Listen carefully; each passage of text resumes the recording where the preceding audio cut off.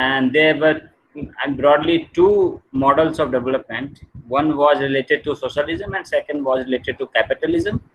And what model India adopted after getting independence? But before getting into independence, we must understand the state of economy of India during ancient or medieval period. I will just take 5 minutes to, make you understand about the state of economy of India during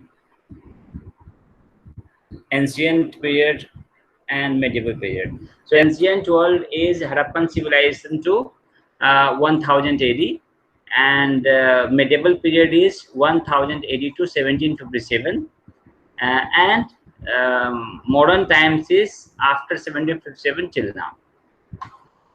Even we can divide our current economy after independence also. Scholars divide our economy into two parts. First is till 1991, and after 1991 the new era of economy, which is globalized economy. We liberalized our economy. So after 1991, scholars divide our economy into two parts after independence. That is till 1991, and then after 1991 to till now.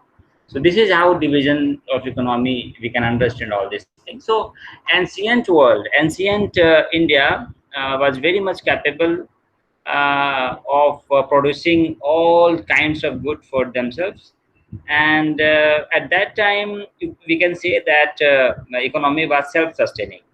Our country was self-sustained, and internal economy was there. Internal trade was there. Internal trade means, trade between societies, trade within the society. This kind of economy was in place. After that, in medieval period, what I am trying to say you that in medieval period, our economy grew phenomenally. The start of 1500 BC, when Mughal came into India, till 18th century, when British rule started, India was producing 25% of industrial output of world economy. You can understand that at that time India was the world leader in manufacturing, and India used to produce 25% of the world's industrial output, right? And what was the which kind of product India used to produce? That was textile manufacturing, shipbuilding material, then cotton, then sugarcane. They used to make wine from sugarcane, and that business was very much flourishing at during medieval period. They used to cultivate opium, and these kind of products India used to produce. And Bengal at that time also, in medieval period also, Bengal Empire was the wealthiest province. Reason was simple, because all the traders, including Dutch companies, British East India Company, French East India Company, all these company came to Bengal and they started their business there. And that's why all the international trade of Indian international trade was concentrated in Bengal only. And you can understand by this fact that 40% of Dutch imports was accounted from Bengal province only. 40% of Dutch imports. They used to import products only from Bengal province. So think about the importance of Indian trade at that time. But this changed obviously after Britishers came and they exploited our economy. They used our economy as a producer of raw material for their factories, and that's why our economy failed. And they used so many ill trade practices also, like they put extra import duty on Indian products. Britishers, even there is a famous incident where a British woman was, I mean, charged a fine just for having Indian silk made handkerchief. So you can understand that how tough rule they used to make to control the Indian market. So this is, it means I just want with just two takeaway points from this 5 minute lecture. First, that our ancient economy was self-sustained economy, and second point is that during medieval period, India was world leader in manufacturing sector, and that's why we find that Indian economy used to import so many things, and that's why all those companies, British company, French company, Dutch company, they all came to India just to get Indian products. And by getting Indian products, they used to sell those products in Western markets, and they used to get so many, a lot of profits. Now come to, Indian economy during after independence. So after independence, what happened? After independence, basically we were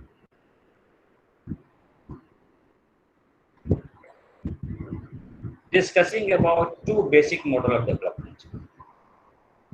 First was Nehruvian model of development, and second was Gandhian model of development. And it started from 1930 onwards, because this is the time when Congress party established so many committees, even financial committees they established. They established planning commission kind of thing to how to plan in an economy. So after 1930, they started discussing about what will be the model of development for India, because they had already seen First World War. They were very much known to this fact that how Western economy benefited from Indian market, and Asian from their colonies. Not only India was also a colony, so there were so many colonies, and how these Western economy got benefit from all these economies.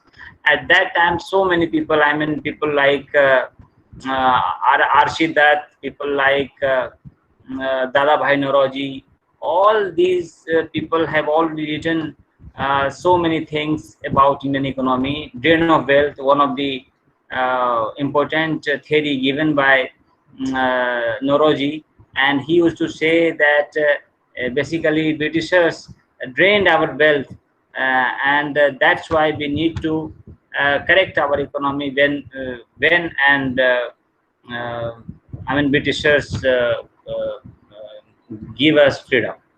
So that's why. So at that time, there were two model of development. First one was Gandhian way of development, and Gandhi wanted village economy. He always wanted village as an independent unit, and that unit should have legislative power, executive power, and judicial power. Everything will be done at village level only. On the other hand, Nehru wanted village as a subordinate unit to a higher organization. He has an idea that yes, there must be a nation state, then state, after that district, after that block, and then we can go for village. And power should be distributed from top to bottom. It should not be like that village should be an independent body. So this was Nehru thought, and this was the clash, obviously, because Gandhian thought was different and Nehru thought was different. Second, Gandhi wanted a cottage-based economy. Is that all the economic functions will be concentrated in village only. On the other hand, Nehru wanted a country with modern large-scale industries. He was in favor of industries. Even Gandhi was not in favor of industry. he used to say that industrial revolution did not bring happiness to the society, and he used to quote the experiences of Western economies, and even but it is not like that he was totally against industries, because he used to say that yes, government must start some big industries related to some prime sector or some very much essential things, because it is necessary to run an economy. That's why Gandhi used to suggest that big industries should be very limited, and those industries should be controlled by state, and private sector should not come in, because village should be a unit. Village, small scale industries, cottage industries, whole economy should be based on that only. This was the idea. But on the other hand, Nehru wanted a modern large scale industry. On the other hand, you can say that Nehru wanted an economy based on Western model. Western model, industrialization, big factories, GDP growth, per capita income growth, all these kind of economic thought, which is coined in Western world. Nehru wanted that kind of economy. Right. So this is the basic difference between Nehru and Gandhi model of development. So when India got independence, Nehruvian model was adopted. And Nehruvian economics was based on four pillars. Four pillars. First was augment productive capital as much as possible and absorb modern technology. So you can understand that productive capital should be there. It means capital intensive economy should be should be established in India and based on modern technology. It means capital intensive and technology based economy should be adopted in India. First thing. Second, domestic capital can be augmented through increasing domestic saving rate. We can make capital. Capital can only be made through savings. And I don't know how many of you are known to this fact that when Japan started its economy after Second World War, because in Second World War, Japan was totally devastated. Just because two nuclear bombs was dropped by America, one in Hiroshima and second one in Nagasaki. And that's why Japan was totally devastated. And after that, they had to restart their economic functions. So you will find that at that time, Japan saving rate was above 40%. They used to save 40% of the income what they used to generate. So you can understand at that when India started the same path. At that time, saving, when India got independence, at that time saving was only 5%. But when India started this new economic policy, Indian saving increased to 20%. So it means we started saving money. Third point was the third point, third pillar you can say of Nehruvian economics, for the government to take the lead in industrialization, where ownership of basic parts of economy like infrastructure, higher education, metal and other industries will rest in states. It means state will take control of basic parts of the economy. The basic, you can say basic also, and you can say most important parts of our economy, which was infrastructure development, which roads, railways, big dams, big industries. So all these kind of infrastructure related thing will be taken care by state. Second, higher education. Higher education, because at that time private sector was not there. When India got independence, at that time private sector was not there. Right, there were many few people like Tatas and some other people who were trying to establish their businesses, but there were no lot of people whom you can term as private sector investors. So that's why in higher education also, and education is a field where you cannot get profit straight away. So that's why higher education, state started investing in higher education. Second, metal industry and other industries. All these will rest on a state. State will take care of all these things. And public-private sector will coexist and complement each other. I mean, if a public sector is putting an industry, related work can be started by private sector.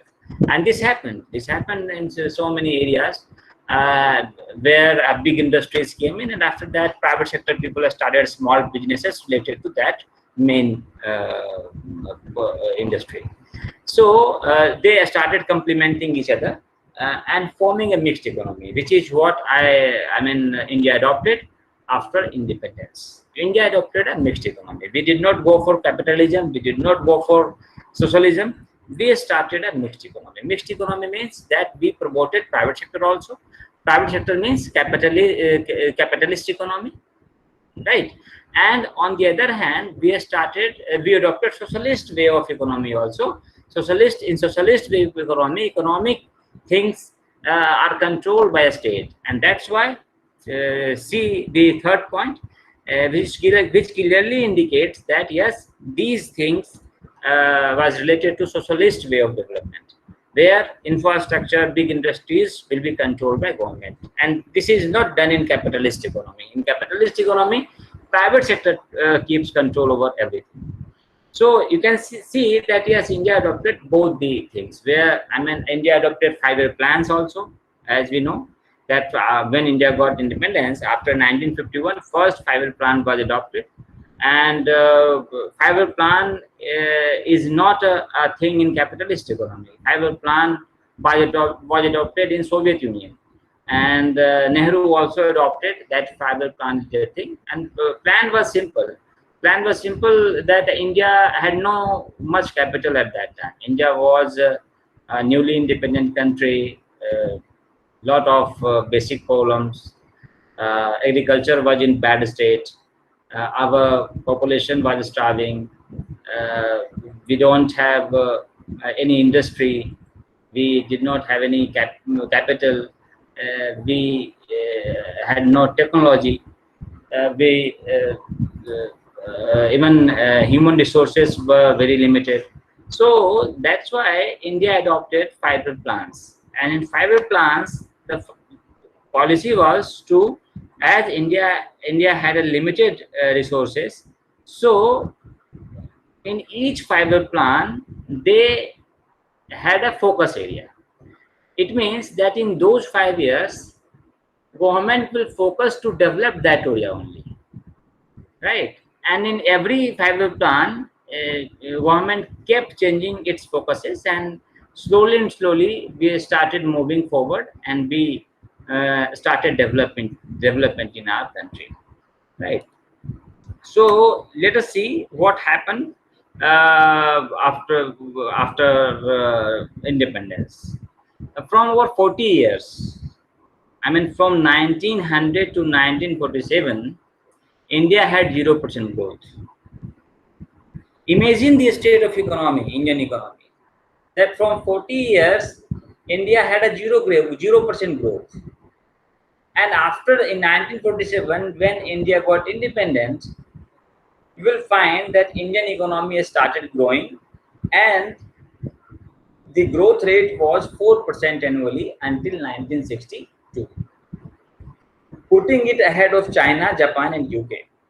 Our growth rate was, above China, Japan, and UK. So it doesn't mean that after 1947 we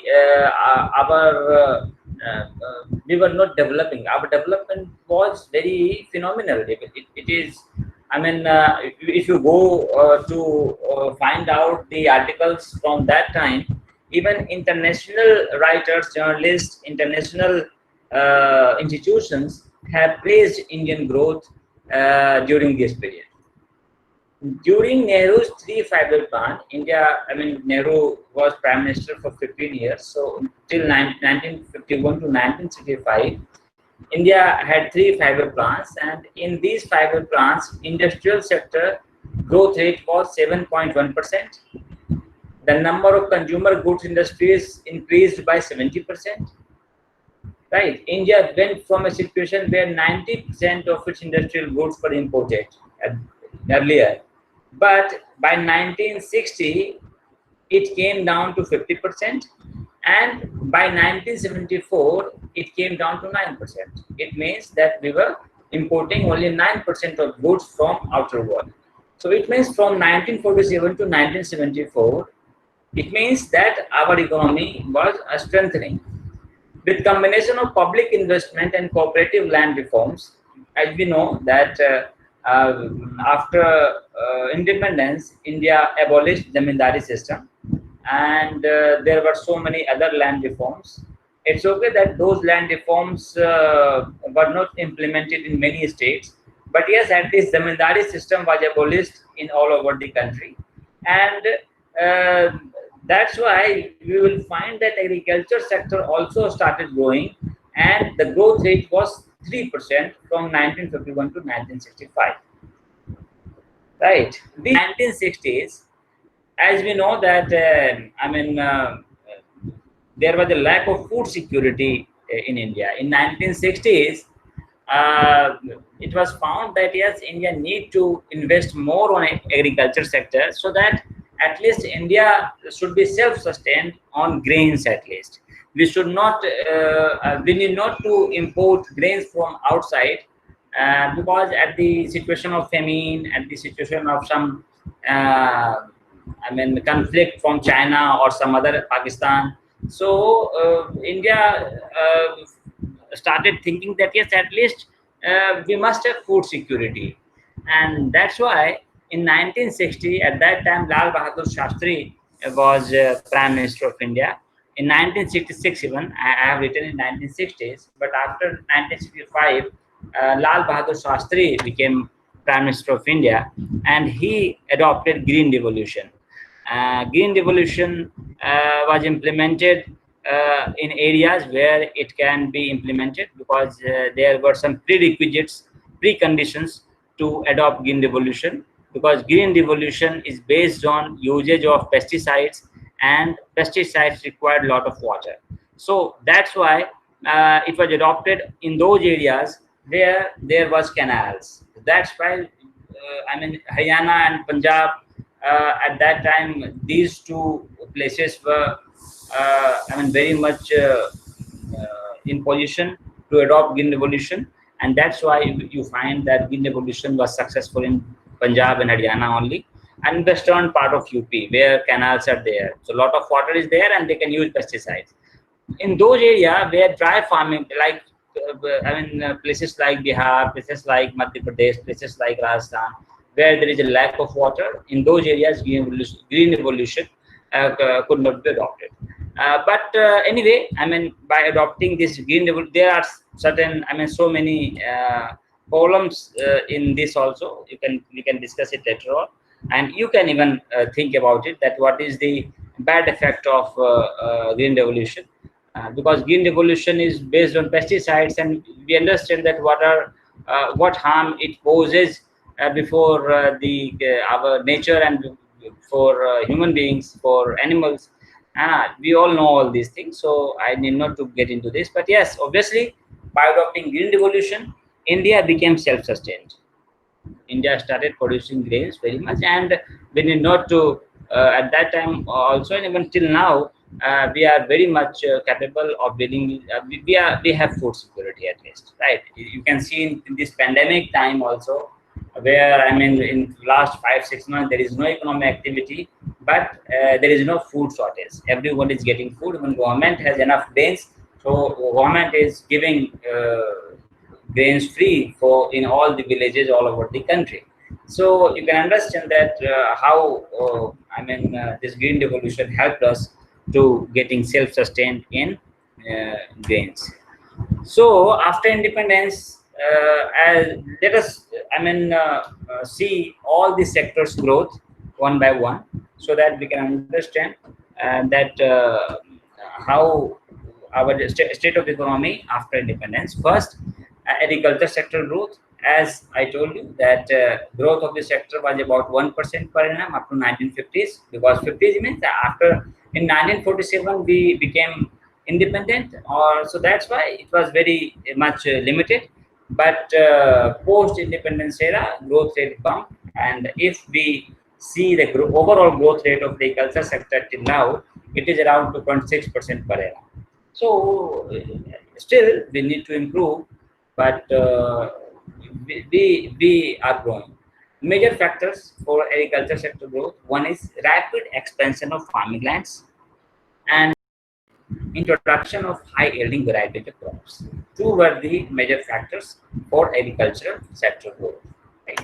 Second, service sector growth. In the 1960s, the sector employed just 4.5% of working population, and today it employs 24% of the Indian workforce. So you can see that service sector are providing employment to, a large section of population, that is 24%.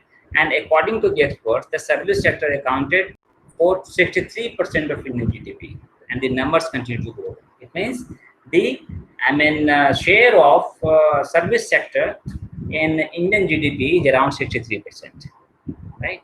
So service sector has grown phenomenally. Third sector, infrastructure development. In Indian road networks has become one of the largest in the world, with the total road length increasing from 0.399 million kilometer in 1951 to 4.24 million kilometer in 2014. Right, so you can see that our road construction increased, and we are now well connected. Electricity generation capacity increased from 1362 megawatt in 1947 to 1,13,506 megawatt in 2004. And after 2004, when it comes to rural electrification, the Indian government has managed to bring lights to 5,93,732 in 2013 villages, as compared to 3,061 in 1950s. So, and even after 2013, there is a focus on road construction. There is a focus on rural electrification. So now government claims that yes, it is 100% electrification in all the villages. Yes, there are some cases emerges where some villages are not getting electricity, proper electricity. But yes, these kind of problems exist. It means that on infrastructure development, India has done well after independence. Education sector. At independence, India's literacy rate was only 12.2%. And now it is 74.04% in 2011 census. At that time, it was 74%. The number of schools witnessed a dramatic increase after 1950s, and the reason was that government had declared elementary education as fundamental right for children in the age group of 6 to 14 years. 86th Amendment to Constitution was done in 2002, I think, and after that, it became a fundamental right for children in the age group of 6 to 14 and to get elementary education. So this was the key factor why our education system. Even Sarv Shiksha Abhiyan, there are so many abhiyans which government ran, and even now the focus is on expanding education facilities to those areas where people are not getting it. And now we have new education policy. Let us see. They have integrated Anganwadis also in the educational system. So let us see. How fruitful it is when it get implemented. After then only we can assess that it is beneficial or not. So right now we can say that yes, education sector also grew, and not only this, India established so many IITs, IIMs, AIIMS, central universities, so many research centers, Bhabha Atomics Research Centers. So there are so many things established. So Indian education sector also emerged. Healthcare sector, life expectancy was around 37 years in 1951, and it is now 65 years, almost double. It means medical facilities, healthcare facilities is now in good shape. That's why life expectancy increased. After a long drawn struggle, India has finally been declared a polio-free country. So this is also an achievement. Malnutrition in children under 5 years came down to 44%. In 2005-6, it was 67% in 1980, and in 2005-6 it came down to 44%. I have data up to 2005-6 only. You can see the current data also, but when I was trying to find out this data, I could not get it. So you can find out and see it in a new light. Yeah, but I know that in malnutrition area, India need to improve a little more, because if you see the rate of malnutrition children in India, it is one of the biggest country in world where a lot of children are malnourished. So we need to do lot of things in this area. Government had also increased public health spending, which is about 6 to 6.5% of GDP. So public health spending has increased, but people demand more, because people need more hospitals, people need more facilities. So government need to increase more spending. Health sector also did well after independence. Scientific achievement. India has reached new heights in space technology. I need not to say. ISRO is one of the leading space organization in world. And first, satellite Aryabhat was launched in 1975, and its first mission to Mars was launched in November 2013, and 2014. This was a successful mission. So you can understand, from 1975 to 2014, we are among top 5 countries in space research. So this scientific achievement is good. After more than 6 decades of independence, India has reached the level of being self-dependent in the field of space and missile technology. Even I'm not getting into defense sector, but yes, missile technology also. The range of missiles India built indigenously. Prithvi missile, Agni missile, there are range of missiles. Even BrahMos missile, which is in collaboration with Russia, India is making supersonic missiles, BrahMos. So in defense sector, on space technology, India is now self-dependent. So now, concluding point would be that there is no doubt that we developed as an economy. Our country is still facing problems which need to be tackled effectively to make it as a developed economy. Important problems are, main problems which we need to deal. First one is low per capita income. Even now, our per capita, the China's per capita income is 5 times more than Indian per capita income. Per capita income is, individual income. Total GDP divided by Indian population. This is how per capita income is calculated. So per capita income is still very low. China's per capita income is 5 times than India, and USA's per capita income is 40 times more than India. So you can understand that how low per capita income is. So we need to increase this per capita income. Huge dependence of population on agriculture. This is one of the problem. As you see that, more than 60% population are somehow dependent on agriculture. But the GDP share of the agriculture sector is merely 22%, 24%.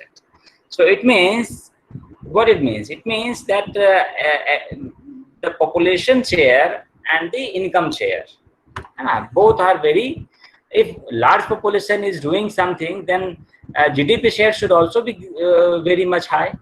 So it means there are a lot of people who are just doing agriculture, but their contribution is not much in national gain.